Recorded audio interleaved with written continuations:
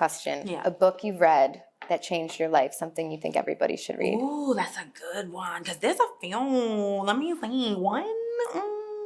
Okay. This is an oldie but a goodie. And to me, it's such a classic. The Alchemist. It's just a good book. And it's one that I go back to a lot. I have to read it still. It's just a good book. Represent possibilities. I want to represent the idea that you really can make what you want. One of my favorite books is the Alchemist, Paulo Coelho, and I just believe that. I believe that I can create whatever I want to create if I can put my head on it right, study it, learn the patterns, and it's hard to put into words. Some real metaphysical. My manager, Karen Veazey, she suggested I read the book The Alchemist, and it changed my whole life because I realized all of the people who had conspired to get me to this place. Oh, I love The Alchemist. Man, that book it will change your life. It's the one book. You know why? Because it absolutely shows you that if you have the desire, the universe will rise up to meet you exactly where you are. Oh, yes. Yeah. Oh, yes. Yeah. Yes. You have to be unafraid to dream. Right. And then you have to be even more brave and gallant about blueprinting what you've envisaged. Yes. You got to be brave about that. So you read The Alchemist, and then... Okay, question number 4, the book that's had the biggest impact on you. The Alchemist. Question number 5. Hey Goldies, so I'm back with another video, and this time I am going to do a quick book review over The Alchemist by Paulo Coelho. Now, this is a book that my girls and I read just a few weeks ago, and it has really been an eye-opening book when I think about it, when I think about the messages and the lessons that I took away from the book. A lot of celebrities and influential people have recommended reading this book, and I'm happy that we decided to read it. So, The Alchemist, well, really, first let's talk about the word alchemy. Alchemy is the ability, your ability to transmute, to make manifest whatever idea, concept, reality you can think in your mind, you can hold in your heart, make manifest that thing into reality. And not only do you make that manifest into reality, but everyone around you, the universe, everyone around you in the universe conspires to bring that reality forth for you, okay? So this is a philosophical novel that follows the journey of a young Andalusian shepherd named Santiago. So believing there was more to life than his travels through his native lands as a shepherd, Santiago had dreams of discovering a treasure located near the Egyptian pyramids. So inspired by his reoccurring dream, and the advice of a mysterious king named Melchizedek, he decides to pursue his personal legend, which can be described as one's true purpose in life. Now, throughout his journey, Santiago encounters various characters, including an Englishman studying alchemy, a wise alchemist who guides him, and a woman named Fatima, with whom he eventually falls in love. Each character teaches him a valuable lesson about life, love, and the importance of following one's dreams. Santiago learns that the journey to achieve one's dreams is just as important as the destination. He faces challenges and even setbacks, but he discovers that the universe conspires to help those who are committed to realizing their personal dreams. Now, ultimately, Santiago finds that the true treasure lies not in material wealth, but in the knowledge and wisdom gained through his experiences. The book emphasizes on themes of destiny, self-discovery, and the interconnectedness of all things, okay? Everything is connected. The messaging in this book encourages you to listen to your heart and pursue your passions, illustrating that the journey itself is a vital part of personal growth. Now, a lot of times we talk about intuition, and so many people ask me, Goldie, how do I develop my intuition? How do I begin to listen to my intuition? One of the very important ways that your intuition is honed is by paying attention and reviewing, thinking about, assessing your experiences. The patterns and the routines are what found your intuition. If you have paid attention to your life, when A happens, B is usually the result. When B is the result, it usually means C, okay? So if you can put together the interconnectedness of things and experiences that you've gone through in your own life, and you see that when A happens, B is usually the result, and that result usually means C, then you can begin to rely on your intuition when you see A happening in the future. You can begin to project that B will likely occur, okay? And if B does occur, then it means C, okay? Now, let's just say, for example, that B doesn't occur. Then you have to think about the important facets of what happened with A and make determinations on how those things, those little small minute details, influence a different result in B. Okay? Now, if you need more in-depth explanation, information about intuition and how to develop it, feel free to send me an inbox on Facebook. Follow me at Goldie Jones, okay? You can join my women's only group for ladies only, all right? And I'm vetting thoroughly, okay? And we can talk more about this. But just as a quick segue, with my Vetting with Intentionality course that I created, a lot of it is heavily dependent on you paying attention to the patterns and routines of the people that you encounter.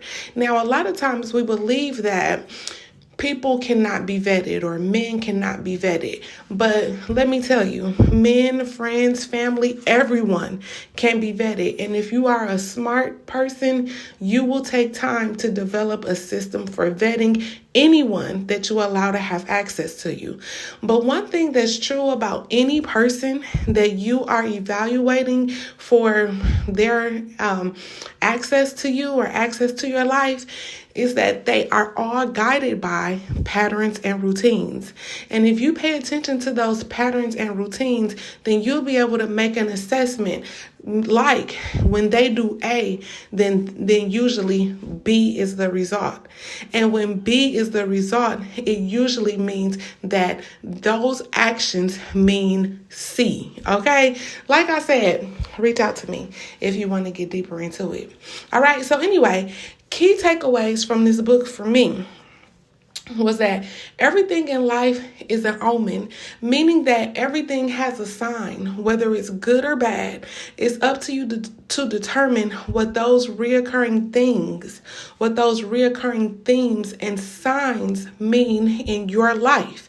All right. So you have to be alert, present, aware, and passionate about the life that you are living every single day so that you can pay attention to everything that's happening around you and make an assessment and make a determination of those things that's happening. That way you can determine what those signs mean and if they are good or bad, and if they are guiding you toward or away from certain things or decisions that you might want to make in the future, okay? Also, there was a part in the book where Santiago lost his sheep. And what he found is that there is an important lesson to be learned in moving on and charting a new path in the face of disappointment. So many of us get stuck when we fall on hard times or we fall out on bad luck, and we kind of just wallow in that. But there is something to be said about losing everything and the journey. Okay, this book is about the journey it takes to getting everything back, the journey you go on to getting back on your feet. All right, that's where character and intuition and passion and all of those things are built. Okay, that journey is a serious thing. Okay, so many of us don't want to go on the journey. We want to take shortcuts, and when you take shortcuts, you are only hurting yourself. Okay, a shortcut is a setup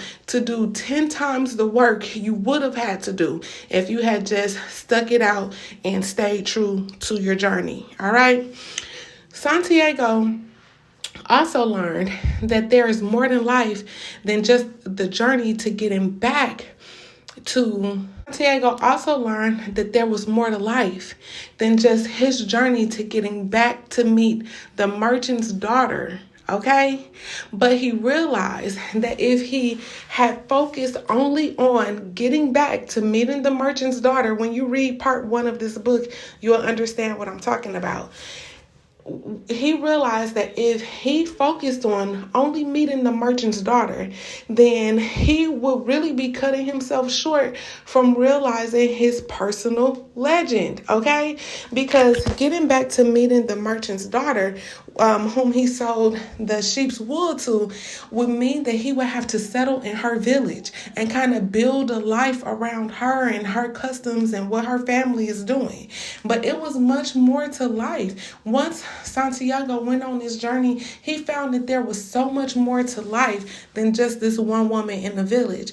And he also met a more dynamic woman who encouraged him to pursue his personal legend and assured him that she would be a part of the journey. So when he had gone on and did everything he needed to do to figure out where this treasure that he was looking for was, she was still right there. So that says to me that no one thing, one person, one place is bigger than your own personal journey, your own personal legend, your own self-concept, what it is that you want out of life. You don't have to sit still in one spot, because anything that's meant for you is going to make its way back to you. Anything that's meant for you will also go along and be a part of the journey with you. All right. So, for example, so many of us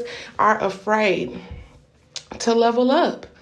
So many of us are afraid to leave those old friends behind, or leave that job behind, or move to a new state, or begin to do things a little differently. Get a haircut, lose a little weight, change your wardrobe, get a new degree, improve your articulation, just so many different things. Get a new friend group, refine your palate for taste, okay?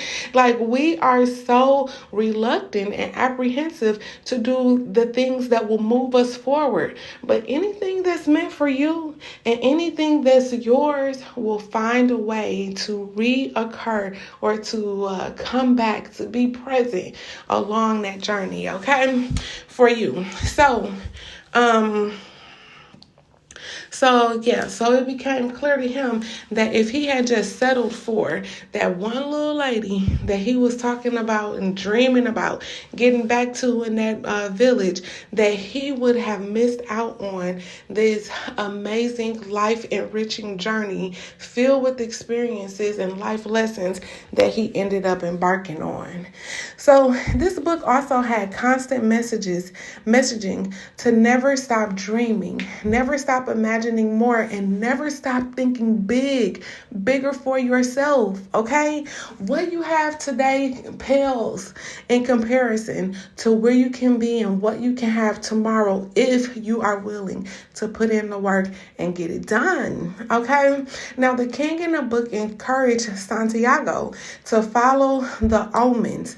Pay attention to those patterns and those routines. Those omens are little moments where you should stop and make an assessment and really think, okay, this is happening again. Okay, this is familiar. I've seen this before. What does it mean? A means what? B. B is an indication of what? C. C means that A and B likely means or will result in what? All right? Pay attention to what's going on around you so that you can have a compass, you can have a guide in how to navigate these scenarios when they represent themselves to you again. All right? So, those signs and routines are, you get those at pivotal moments in your decision making, and you use them to guide you and to help hone and develop that intuition of yours that you will come to rely on, okay? Santiago encouraged us to remember that destiny usually appears as an idea or an opportunity. Whenever you sit or sleep or deny those opportunities or those ideas, when you don't want to put in the work, when you don't want to step into the discipline to make those things happen, you are effectively shifting your destiny. All right. Now, there's also a theme in the book that hinted at the danger of being too trusting and the danger of being too nice. It's definitely important to be approachable and to be open to meeting new people and welcoming those people and that energy along your journey. However, you always have to remember that there is a danger in being too nice and being too trusting. And again, if we follow those omens, if we pay attention to those patterns, we pay attention to those routines, we pay attention to those behaviors, then that will help us steer away from present danger, okay? One of the things that Santiago was constantly reminded of is that when you want something and you're willing to put in the work to achieve it, all of the universe helps to conspire, or the universe conspires to help you achieve whatever it is that you've set out to achieve. So meaning that if you put in the work, there will be people along your journey who will help make that dream realized for you. And again, you will know those people by their patterns and their routines. Also, you shouldn't think that a person that is on stop 1 or 2 of your journey is going to go to step 40 with you, okay? Some people come in and out of your journey to help you along in different parts of that journey, okay? Just because a person was there for you in step 1 does not mean that you need to carry them all the way to step 40, all right? Learn your lessons. Be a good person. Make sure that you are giving more than you're receiving from people that are helping you and want to see good things happen for you along your journey. But understand that Not everybody is going to make it to Egypt with you, okay? Some people are placed in your journey to help you get to Egypt, not to go there with you, all right? And it's up to you to determine who those people are and what help they're offering to you, and know when it's time for them to exit your story. And you know, the beautiful thing about this is that you are going to be instrumental in helping someone get to their version of Egypt as well. And you don't have to go along the whole journey with them, but there is something important that you have to contribute to their journey. And once that contribution is made, then you go on and you start working with the next person that it is meant, that it is destined for you to help along their journey to Egypt as well. Okay, so yeah, you put in the work, people will come out to help make that thing possible for you. Now, there's also a thing that a theme in the book, that talks about how experience builds character, that experience or that journey builds confidence, that experience or that journey sharpens your intuition, okay? And that so that your internal compass can be clear and concise. You will know what you know, and you know what you know because you know what you know, all right? And the only way that you will know that you know what you know is because of the experiences that you've gone through. So back to what I was talking about earlier, that's why we stay away from shortcuts. We stay away from shortcuts. It may be faster, it may be easier, but you're going to pay one way or the other, all right? So there is a such thing as a beauty in a journey, a beauty in a process. And that's why I don't subscribe to shortcuts, okay? I don't subscribe to taking the easy way out, and I don't subscribe to excuses, because there is no beauty, all right, in trying to skate by. You got to go through the journey, okay? Now, yeah, you have to earn what it is that you that you are able to claim is yours. The only way that you're going to be able to effectively maintain and carry with you everything that you have today is only if you've earned it, if you've learned how to take care of it, if you know what it is that thing needs, okay? If you have to depend on other people to maintain or manage what it is that you've gotten through a shortcut, then it's not yours, because at any moment it can be taken away from you. And the way to avoid that is to make sure you put in the work so that you can claim what you have as yours. All right? Thank you so much for joining me on this book review. Now, we're going to read one book per month starting in 2025. Send me an email so that I can add you to the group at Goldie Jones 1205, or send me an inbox on Facebook, all right, if you want to join the book club with us. But we are going to read 12 dynamic books that are going to help get us ahead of the game, okay? So yeah, thank y'all for listening. Like, comment, share, and subscribe, all right? And I want you to remember that your love is golden. See you again soon. Bye.